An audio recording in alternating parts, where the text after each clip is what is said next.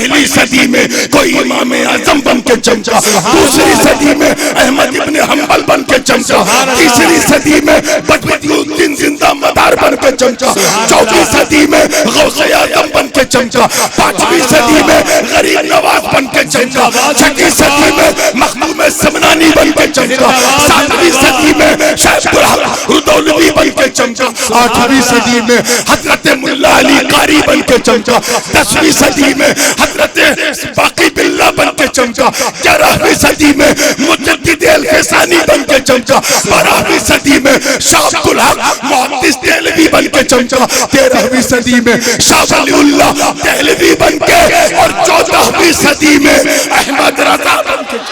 नारा तकबीर, नारा रिसाला, मसलके आला हज़रत। जब जैसी जरूरत पड़ी दुनिया को, अल्लाह ताला ने उसी के मुताबिक अपना नुमाइंदा, अपना नबी भेजा। जी जी, जिस चीज का जब शोहरा जैसा था, उसकी काट कैसे की जाए, अल्लाह ताला ने उसके लिए अंबिया और मुरसलीन की नूरानी जमात को भेजा। चुनांचे जिस जमाने में बुत परस्ती का दौर दौरा था, हर घर में अलग अलग बुत हुआ करते थे। पूरी रस्म आजरी जो है वो नमरूद की नाक के नीचे होती थी। शिर्क ही शिर्क था। ऐसे माहौल में अल्लाह ताला ने हजरत इब्राहिम खलीलुल्लाह को भेजा, और ऐसा बना के भेजा, ऐसा बना के भेजा कि जो हलब से लेके मक्के तक बुत परस्ती का माहौल, उस बुत परस्ती को हक परस्ती में बदल दिया, दीन हनीफ को कायम कर दिया, एलाए कलिमतुल हक का झंडा बुलंद कर दिया। उसके लिए जैसी जैसी आजमाइशों से गुजरना पड़ा, हजरत इब्राहिम गुजरते गए, एक के बाद एक अग्नि परीक्षा।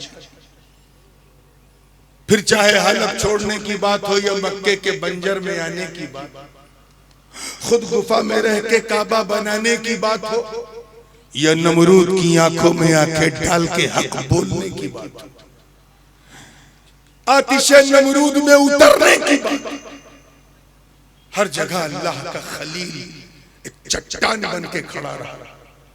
दुनिया पुकार उठी कि जब खलीलुल्लाह का ये हाल है तो अल्लाह का हाल क्या है। सुभान अल्लाह। बात समझ में आ रही है? तफसील में नहीं जाऊंगा। फिर एक दौर आया, किनान और मिस्र के माहौल, जहां हुस्न परस्ती का रवाज, जो हसीन होता था उसके पीछे लोग भागने लगते थे, हुस्न ही की पूजा होती थी, लोग सुंदरता को ज्यादा देखते थे, विशेषता और वास्तविकता का तो नंबर ही नहीं आता था, सिर्फ सुंदरता के पीछे पूरी दुनिया पागल थी। कहीं कोई सुंदर व्यक्तित्व वाला अगर इंसान नजर आता था तो उसके पीछे लोग भागने लगते। मिस्र के बाजारों में हुस्न की दुकानें लगा करती थी। बड़ा जरूरी था कि इस माहौल में अल्लाह ताला अपनी कुदरत के उस शाहकार को भेजे, उस नमूने को भेजे जिसके हुस्न का आलम ये हो कि देख के चांद भी शर्मा जाए, सूरज भी पलके झुका ले। चुनांचे उन्हें तौहीद का नगमा सुनाने के लिए अल्लाह ने किसी और को नहीं बल्कि अपने नबी हजरत यूसुफ को भेजा। सुभान अल्लाह। जरा सोचो, हुस्न को भी अल्लाह ने दीन की तबलीग का जरिया बनाया। सुभान। भाइयों ने तो हसद और जलन की आग में हजरत यूसुफ को कुएं में डाल दिया था, क्योंकि बाप जानते थे कि सिलसिले नबूवत की अगली कड़ी मेरा छोटा बेटा यूसुफ, लेकिन बड़े भाइयों को अंदर अंदर हसद होने लगा। मुख्तसर ये है कि कुएं में डाल दिया। अल्लाह की शान देखो, इस हुस्न को अपनी चमक से पूरे मिस्र को चमकाना था। इसलिए राहगीरों का काफिला गुजरा, प्यास की शिद्दत हुई तो उसी कुएं पे प्यासा गया जहां यूसुफ। नजर पड़ी तो चौदहवीं का चांद आसमान पे भी नजर आ रहा है, कुएं में भी नजर आ रहा है। कभी ऊपर देखे, कभी नीचे देखे, कभी ऊपर देखे, कभी नीचे देखे। देखते देखते ख्याल आया ऊपर जो चांद है उसमें तो दाग है, ये जो चांद है ये तो बिल्कुल बेदाग है। सुभान अल्लाह। चेहरे पे इतना प्रकाश है कि पूरा कुआं चमक रहा है। मन में ख्याल आया कि इसे मिस्र के बाजार में बेचूंगा तो रेट अच्छा मिलेगा। इस किस्से को तवज्जो से सुनिए, क्योंकि कुरान मुकद्दस में इस किस्से को अहसनुल क़सस कहा, तमाम किस्सों में सबसे अच्छा किस्सा। और इस्लाह मुआशरा के मंच पर तो इस किस्से की बड़ी सख्त। हजरत यूसुफ को कुएं से निकाल करके मिस्र के बाजार में खड़ा कर दिया। अभी बचपन है, क्या है, जोर से बोलो, बचपन। 8-10 साल की उम्र है। कोई और नहीं बल्कि अजीज मिस्र ने आके खरीदा, जो उस वक्त मिस्र का प्रधानमंत्री था। अल्लाह ने उसे सब कुछ दिया था, बस औलाद नहीं थी तो सोचा इसी बच्चे को पाल लेते हैं, ये तो इतना सुंदर है कि मेरी खुद की भी औलाद होती तो इतनी प्यारी ना हो। उसी घर में जुलेखा भी परवान चढ़ रही थी। इधर यूसुफ का उन्फुआ ने शबाब हुआ। 18-20 साल की उम्र यूसुफ की हुई। हुस्न का तमतमा ऐसा था तो जुलेखा का अपना इरादा बदल गया। याद रखिएगा, ये उस जमाने की बात है जब जुलेखा सिर्फ जुलेखा थी। क्या थी, जोर से बोलो, जुलेखा, सिर्फ जुलेखा। हजरते जुलेखा नहीं थी, उम्मते यूसुफ की मां नहीं थी। उस जमाने की बात है, ऐसा ना हो कि गड़बड़ सड़बड़ हो। किसी धोखे से जुलेखा यूसुफ को एक कमरे में ले गई। तवज्जो चाहो, उसकी चाबी अपने जेब में, दूसरे कमरे में, तीसरे कमरे में, चौथे कमरे में। रवायत में है कि 7 कमरों में ले गए और सबकी चाबी अपनी जेब में रखा। एक ऐसी जगह पहुंची जुलेखा जहां पूरा पश्चिम उत्तर दक्षिण कोई नहीं। वहीं उनका एक बुत था जो उस जमाने में जिसकी वो लोग पूजा करते थे, मिस्र वाले। जुलेखा ने अपना इरादा जाहिर किया और उसके बाद उस बुत के ऊपर कपड़ा ढक दिया ताकि कपड़े की आड़ में बुत रहे तो मुझे शर्मिंदगी ना हो। इतना सुनना था और देखना था। यूसुफ अलैहिस्सलाम ने फरमाया, तू क्या समझती, कोई देख नहीं रहा है? अरे कोई देखे ना देखे, यूसुफ को यूसुफ का खुदा देख। वाह, सुभान अल्लाह, सुभान अल्लाह। तवज्जो चाहो, फरमाया इन्नी अखाफुल्लाह रब्बल आलमीन, और मैं अपने रब से बेइंतहा डरता हूं। ईमान कितना रासिख, पता था कि चाबियां जुलेखा के जेब में है, दरवाजा खुलेगा नहीं। पता था कि मैं अपनी इज्जत और इस्मत को मेरे लिए बचाना बहुत मुश्किल है, मगर ईमान यूसुफ पे एक सुन्नी कुर्बान। कुरान की आयत, हजरत यूसुफ उसी दरवाजे की तरफ लपके जिस तरफ खुलना था उसे, इधर यूसुफ लपके दरवाजे पे, इधर जुलेखा लपकी यूसुफ के ऊपर। हाथ में से दामन आया, यूसुफ आगे बढ़ते चले गए, दरवाजे सातों के सातों खुलते चले। सुभान अल्लाह, सुभान अल्लाह। वो हमारे एक कहावत मशहूर है, उल्टा चोर कोतवाल को डांटे। आपने भी सुना होगा। जी जी जी। जुलेखा के साथ यही किस्सा हुआ कि जैसे ही रंगे हाथ पकड़ी गई, खुद शौहर ने देखा तो कहा, मैं लुटने से बच गई, बर्बाद होने से बच गई। यूसुफ गलत इरादे से मेरे कमरे में आए थे, वो तो बड़ी मुश्किल से अपनी जान छोड़ाई। इतनी ओवर एक्टिंग उस वक्त हुई कि पूरे महल में हजरत यूसुफ की इस्मत मशकूक हो गई। सब ताने देने लगे, जिसके मुंह में जो आया बकने लगा। हजरत यूसुफ परेशान, जानते हैं कि मैं बेकसूर हूं, मासूम हूं, अल्लाह का नबी हूं। किससे मदद मांगे? अपने रब की बारगाह में अर्ज किया, ऐ अल्लाह, मैंने तेरे खौफ से अपनी इज्जत की हिफाजत की, अब तुझी को मेरी इज्जत की लाज रखना। इतना कहना कि कुरान की आयत पुकार उठी, वह शहीद शाहिदुम मिन अहलिहा इन कान कमीसुहु कुद्द मिन दुबुरिन फकदबत वहुव मिन अस्सादिकीन व इन कान कमीसुहु कुद्द मिन कुबुलिन फसदकत वहुव मिन अलकादिबीन फलम्मा रआ कमीसुहु कुद्द मिन दुबुरिन क़ाल इन्नहु मिन कैदिकुन इन कैदकुन अज़ीम। जनाबे ज़ुलैखा के खानदान के एक 6 माह के नवजात शिशु के मुंह में अल्लाह ने जबान दे दी। सुभान और वो अल्लाह। बच्चा बोला है, यूसुफ पर उंगली उठाने वालों, यूसुफ का कुर्ता तो देखो, वाह वाह सुभान आगे से फटा है कि पीछे से फटा है?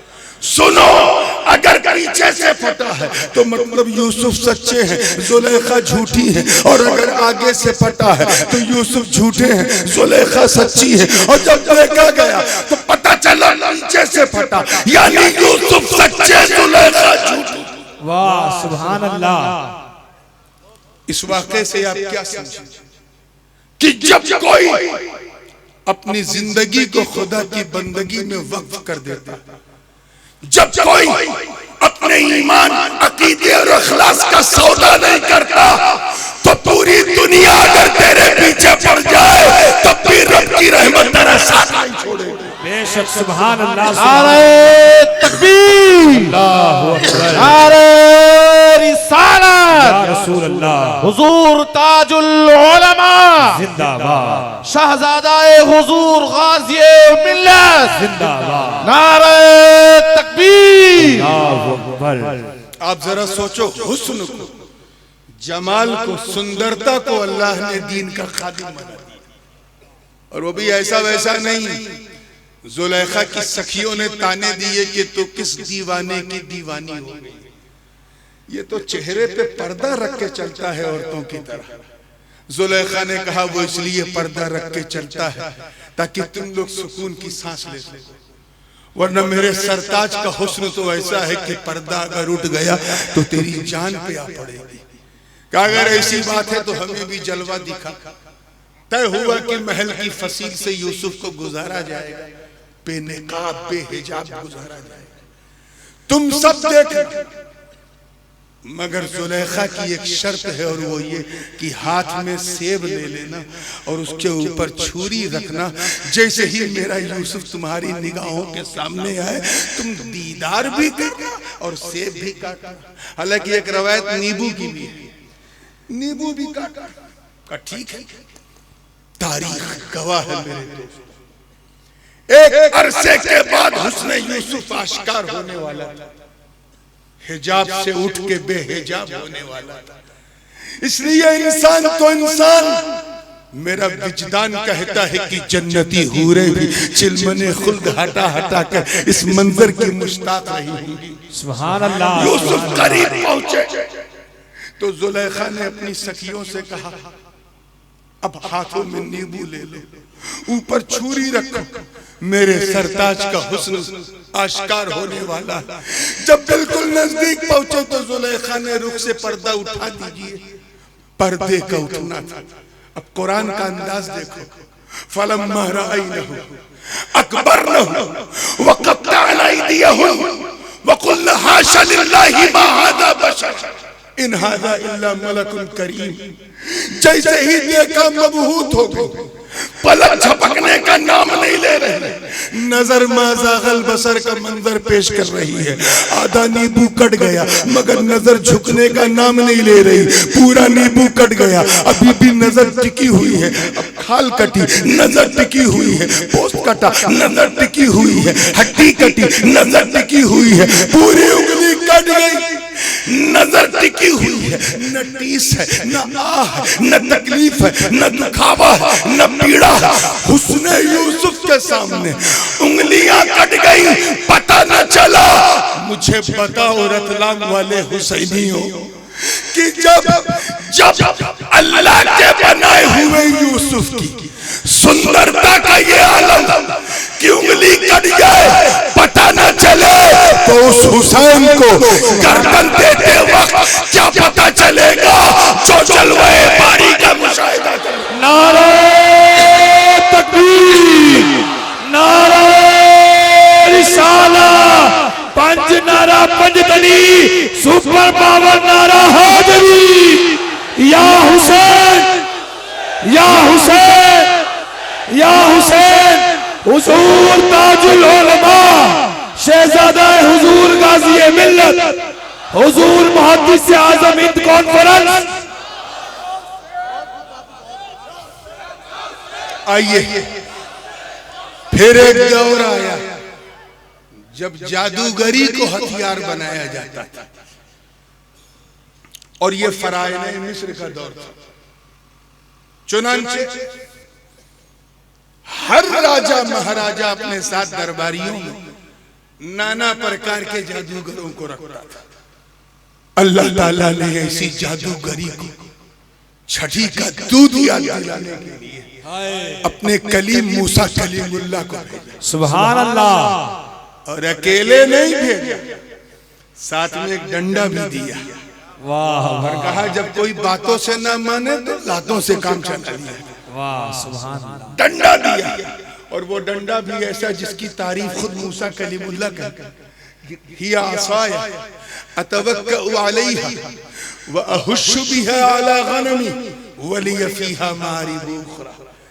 इससे मैं टेका भी लेता हूँ, बकरियों को भी चराता हूँ और बड़े बड़े काम करता हूँ। फिरौन की आंखों में आंखें डाल के हक की बोली बोली। फिरौन ने जब जादूगरों को इकट्ठा किया और मीटिंग हुई तो यह तय हुआ कि सारे जादूगर मिल करके इसके ऊपर सांप फेंकेंगे। तो जादूगरों ने अपनी जादूगरी दिखाई और रस्से फेंके। क्या फेंके, जोर से बोलो। रस्से। और वो रस्सियां ऐसी थी कि फेंका तो रस्सी थी, लेकिन जैसे ही जमीन पे गिरी तो काले काले सर्प और सांप में बदल गई। एक लम्हे के लिए मूसा को झटका लगा कि हजारों की तादाद में सांप जनाबे मूसा और हारून की तरफ बढ़ रहे। क्या करूं, किसकी पनाह में जाऊं? तब तक अचानक ख्याल आया मेरे हाथ में डंडा है। सुभान अल्लाह। डंडा। जनाबे जिब्रील वही लेके आ गए और कहे मूसा घबराइए मत, अलक़ी आसा, अपने डंडे को जमीन पे फेंकिए। तारीख गवाह है, फिलिस्तीन और मिस्र की हवाओं ने ये मंजर देखा कि इधर डंडा फेंका, वो डंडा इतना बड़ा अजदहा बन गया जो जादूगरों के सारे सांपों को निगल गया। सुभान अल्लाह। ये अद्भुत मंजर देखा तो सारे के सारे जादूगर कदमों पे गिर गए और कहा ये जादू नहीं हो सकता, ये तो वो अद्भुत चमत्कार है जो सिर्फ वही दिखा सकता है जो जादूगरों से भी ज्यादा पावर वाला। रब मूसा व हारून, आमन्ना बिरब मूसा व हारून कहते कहते कदमों में अल्लाह ताला ने जादूगरी के मुकाबले के लिए मूसा का इंतखाब किया। इसलिए जादूगर भी जानता था कि जब तक इस कम्युनिटी में मूसा है, तवज्जो रहे, जब तक इनके साथ मूसा है मेरी दाल नहीं गलेगी, इन्हें हटने दो। इसी बीच हजरत मूसा ने ख्वाहिश जाहिर की, ए अल्लाह मैं तुझे देखना चाहता हूं। रब्बी अरनी अंजुर इलैक, I want to see you. आवाज आई, लन तरानी, मुझे हरगिज नहीं देखोगे, देखना है तो फला मकाम पे पहाड़ पे आओ, वहां तजल्ली की सिफत की तजल्ली देख लेना, वही काफी। और 40 दिन के लिए आना। कई दिन के लिए? 40 दिन। अगर इस 40 को तवज्जो से सुनिएगा तभी दिमाग में पॉलिश होगी। चिल्ले पे आया। किस पे? चिल्ले। हाँ, ये चिल्ला बड़ी यूनिक चीज है। वबाअदना मूसा 30 लैलतन व अतममनाहा बिअशरिन फतम्म मीकातु रब्बिही 40 लैला। 40 रात के लिए। जब लौटोगे तो कुछ तख्तियां तौरात की मैं तुम्हें अता करूंगा, उसकी रोशनी में तुम मसाइल बयान करना। हजरत मूसा ने अपने भाई हारून से कहा, भाई मैंने अपनी कौम को जिस चीज पे गामजन रखा है बस उस पे तुम लगाए रखना। ला इलाहा इल्लल्लाह मूसा कलीमुल्लाह का नगमा सुनाए रखना। तौहीद और रिसालत की बातें उनको याद कराते रहना। जब मैं आऊंगा 40 दिन बाद तो उसकी रोशनी में जो होगा बताऊंगा। तो चिल्लाते जाना सुन्नियों बुरी चीज नहीं, जगहें अच्छी बुरी होती। वाह वाह सुभान अल्लाह सुभान जगहें अल्लाह अच्छी बुरी होती। अगर तुम मखदूम अशरफ की बारगाह में जाकर 40 दिन का चिल्ला कर लो तो कलंदर बन जाओगे। वाह सुभान अल्लाह। और इनके इज्तिमा में चले जाओ तो बंदर बन जाओ। सुन्नते कलीम पे वही अमल करते हैं जो अल्लाह या अल्लाह वालों की बारगाह में 40 दिन के लिए। वाह वाह। इधर मूसा निकले, उधर इबलीस टकटकी मार के देख रहा था। गोया वो ये कह रहा हो कि ये हटे तो हम डटे। सामने आने की हिम्मत नहीं थी तो सामरी जादूगर की वेशभूषा उसने अपनाई और कम्युनिटी के अंदर घुस गया। मुख्तसर में ये है कि 40 दिन तक, जोर से बोलो, कई दिन तक, 40 दिन तक, विद इन 40 डेज ओनली, अपनी तरकश के ऐसे ऐसे तीर चलाए उसने सामरी ने कि जो कौम ला इलाहा इल्लल्लाह कहती थी वही कौम शिर्क पर शिर्क, शिर्क पर शिर्क करने लगी और ऐसी चीज की पूजा करने लगे जिसे हम लोग खा जाते हैं। शिर्क पर शिर्क करने लगे। 40 दिन बाद जब मूसा कलीमुल्लाह लौटे, फलम्मा रजअ मूसा इला कौमिही गदबान असीफा क़ाल बि'समा खलफ्तुमूनी मिन बअदी। लौटे तो पुरजलाल लहजे, आंखें सुर्ख, कुछ नहीं, सीधे जनाबे हारून का कॉलर पकड़ा। कुरान में है कि दाढ़ी पकड़ के खींचा, बाज़ रवायात में है कि गुस्से में तमाचा भी मारा और कहिए तूने क्या गजब किया, मैं तो अपनी कौम को मुवहिद बना के गया था, तेरे सामने मुशरिक हो गई। हजरत हारून कहने लगे भैया मुझसे न बन सका, मैं बड़ी कोशिश करता रहा मगर सब सामरी के दीवाने हो गए और उसके आगे मेरी एक न चली। थोड़ा सा जुमला मोतरजा के तौर पे एक बात कहना चाहता हूँ, हजरत बैठे हुए और बहुत जरूरी भी है और इस मंच पे तो इंतहाई इजाजत है। बात मौजू से हटी है लेकिन इसलिए कहूंगा क्योंकि सुन्नियों के दिलों से सटी है। सुभान अल्लाह। किसी नबी की तौहीन किसी भी किस्म की हो कुफ्र है। जोर से बोलो क्या है? कुफ्र है। ये जरूरी नहीं कि हम उसकी कौम में हो तभी, उसकी उम्मत हो तभी, नहीं, हम कलेमा तो एक नबी का पढ़ते लेकिन मानते हैं नबी को। बेशक बेशक। किसी एक नबी का इनकार कुफ्र है। इंसल्ट करना तो महाकुफ्र है, अपमान करना तो पूछो मत कितना बड़ा कुफ्र है, और तमाचा मार देना तो हद से ज्यादा गुजरा हुआ है कि नहीं? जी जी। इधर वाले बोलो नबी को मारना कुफ्र है कि नहीं? बोलो। अब आओ फिलिस्तीन पहुंचो। एक तरफ मूसा कलीमुल्लाह नबी, दूसरी तरफ हारून नबीयुल्लाह, वो भी जोर से बोलो नबी है। नबी, नबी ने नबी के हाथ पर तमाचा मुंह पे। मूसा कलीमुल्लाह ने डांटा नबी को, दाढ़ी खींचा नबी की, सरजनिश की नबी की, और तमाचा भी मारा तो नबी को। हैरतलाम में कोई ऐसा माई का लाल जो हजरत मूसा पर फतवा लगाए है कोई? वाह वाह वाह सुभान अल्लाह। है कोई जो कहे ऐ मूसा आपने नबी का अपमान किया, आपने नबी की तौहीन की?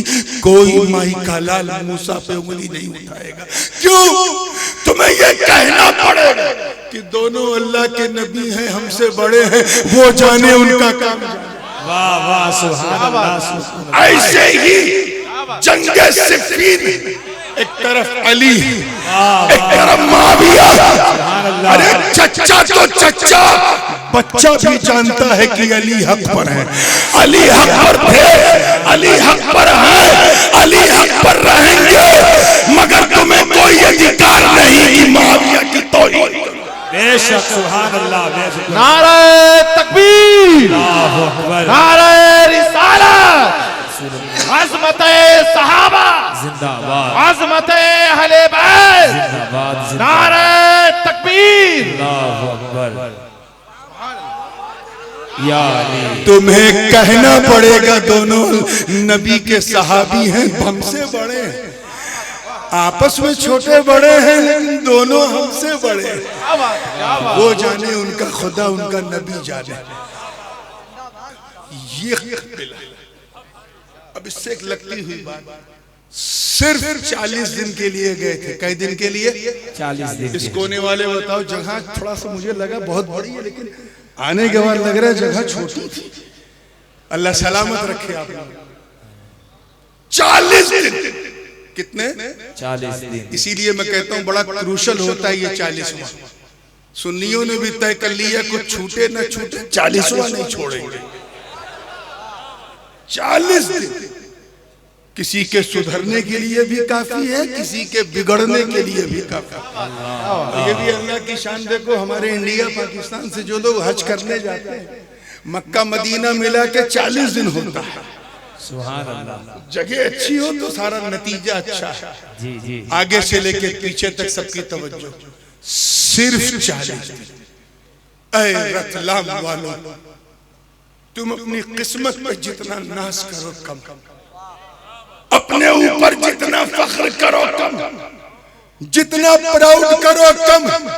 वो कौमे बनी इसराइल थी, कौमे बनी इसराइल जो अपने नबी से 40 दिन दूर रही, भटक गई, गुमराह हो गई। और एक हम हैं जो 1450 बरस से फुरकत झेल रहे हैं, मगर पहली सदी में कोई इमाम आजम बन के चमका, दूसरी सदी में अहमद इब्ने हंबल बन के चमका, तीसरी सदी में बदरुद्दीन जिंदा मदार बन के चमका, चौथी सदी में गौसे आजम बन के चमका, पांचवी सदी में गरीब नवाज बन के चमका, छठी सदी में मखदूम समनानी बन के चमका, सातवीं सदी में शायखुल हक रुदौलवी बन के चमका, आठवीं सदी में हजरत मुल्ला अली कारी बन के चमका, 10वीं सदी में हजरत बाकी बिल्ला बन के चमका, 11वीं सदी में मुजद्दिद अल-फ़सानी बन के चमका, 12वीं सदी में शाह अब्दुल हक मुहद्दिस देहलवी बन के चमका, 13वीं सदी में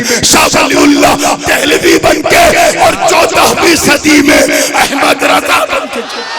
नारा तकबीर, नारा रिसाला, मसलके आला हज़रा।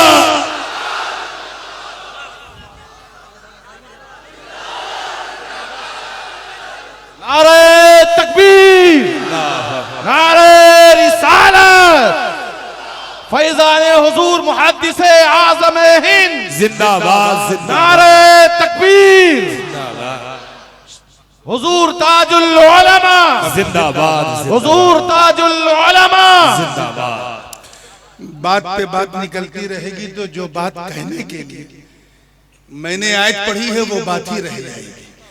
तो मुख्तसर ये है कि जैसी जैसी कम्युनिटी को जरूरत होती थी, अल्लाह ताला उसी के हिसाब से अपना नुमाइंदा इस दुनिया में को अता करता। जनाबे मूसा के बाद एक दौर ऐसा है जब बीमारी के प्रकोप ने दुनिया को अपनी आगोश में ले लिया, और 2-3 बीमारियां तो बड़ी परिचित हो गई थी। उसमें एक कोढ़ की बीमारी, पागलपन की बीमारी, अंधेपन की बीमारी, तरह तरह की बीमारियां। अब यहां किस चीज को हथियार बनाया गया? तौहीद का नगमा बुलंद करने के लिए किस नुमाइंदों को किस रूप में भेजा जाए।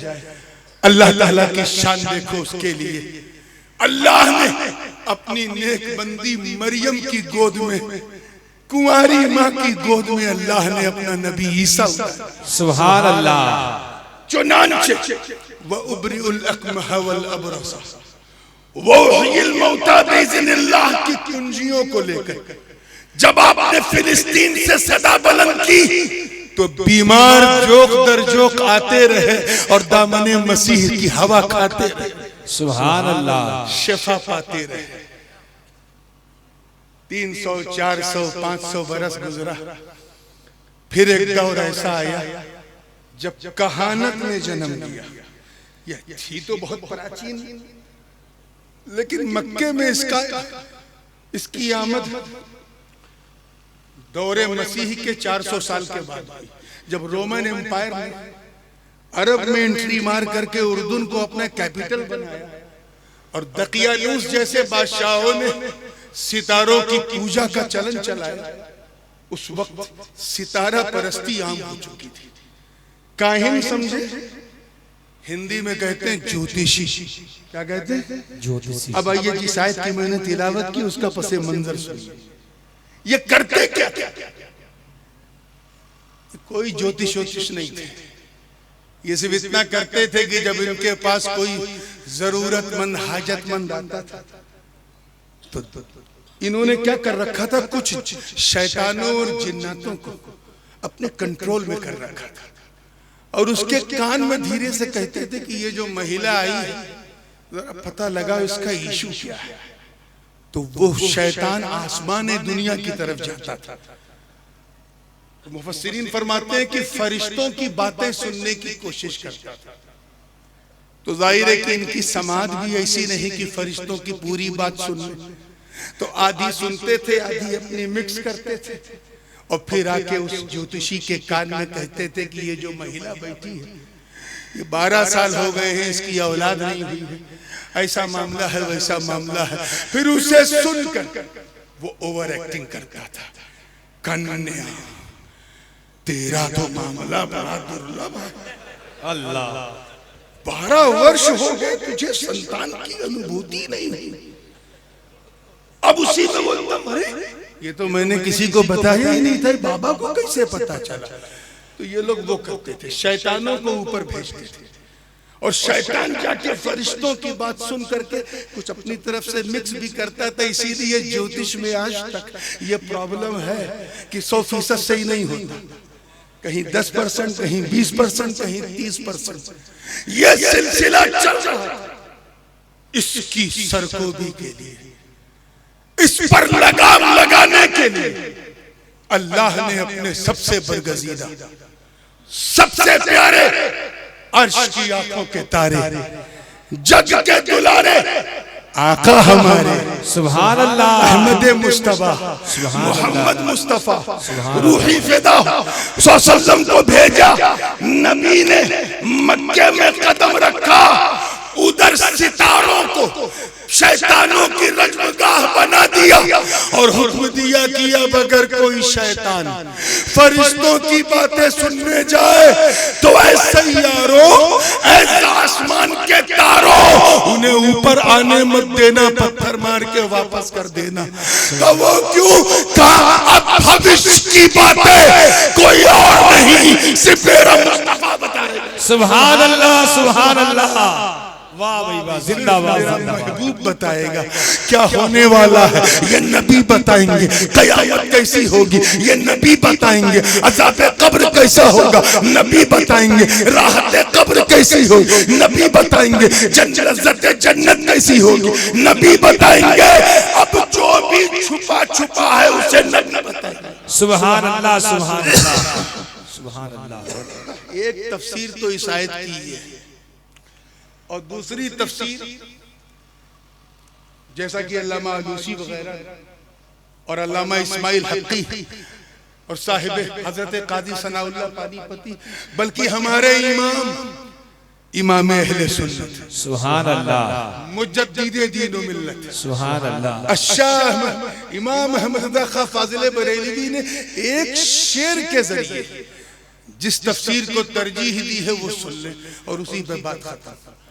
फाज़िल बरेलवी फरमाते हैं, रज़ा वो नाते नबी ने बुलंदियां बख्शी।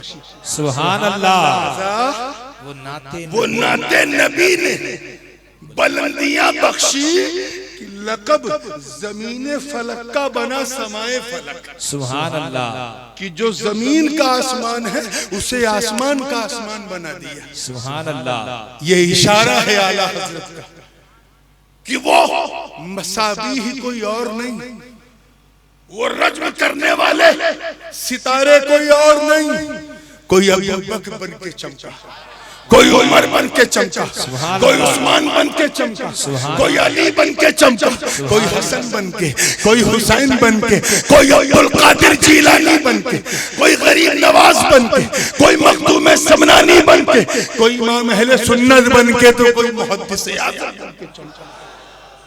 और ऐसा चमका कि जब कोई बदबख्त इनके पास आता है तो ये खुद ही आने नहीं देते, भगा देते हैं।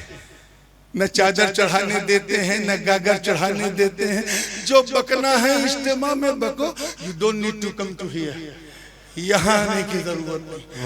अहले मोहब्बत जा रहे हैं, उनके गीत गा रहे हैं, सुभान अल्लाह, उनके तराने पढ़ रहे हैं, सुभान, उनके नगमे सुना रहे हैं।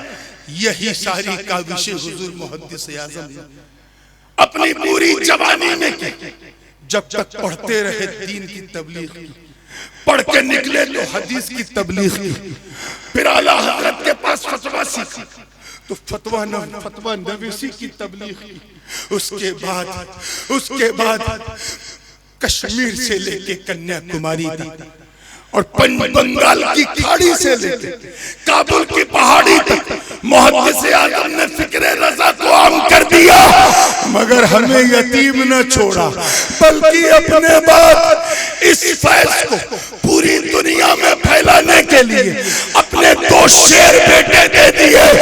एक ने पूरे अफ्रीका के जंगलों में आग लगा दी, दूसरे ने यूरोप के बर्फिस्तान को गर्म। सुभान अल्लाह, नारे तकबीर, नारे रिसालत, नारे हैदरी, हुजूर मुहद्दिस आज़म हिंद। कहने सुनने को बहुत था, लेकिन अब मेरी तबीयत बिल्कुल साथ नहीं दे रही। बस दुआ कीजिएगा कि अल्लाह ताला मुझे जल्द से जल्द रूह सेहत फरमाए। मैं फिर अशरफी चिश्ती फाउंडेशन तमाम कारकुनान को मुबारकबाद पेश करता हूँ कि इन्होंने अपनी एक्टिविटीज को सिर्फ जलसे तक महदूद नहीं रखा, बल्कि ये तो सिर्फ इब्तिदा है। सुभान अल्लाह, सोशल वेलफेयर के काम और साथ साथ एक डायग्नोस्टिक सेंटर जो हम यहाँ खोलने वाले हैं, इंशाअल्लाह वो हर गरीब के घर घर तक उसकी रोशनी फैलेगी। मौला करीम इसमें दामे दिरमे कदमे सुखन हिस्सा लेने वालों के रिस्क में बरकत अता फरमाए। व आखिर दावाना अनिल हम्दुलिल्लाहि रब्बिल आलमीन। माशाअल्लाह, जो इम्तिहाने मोहब्बत में डाले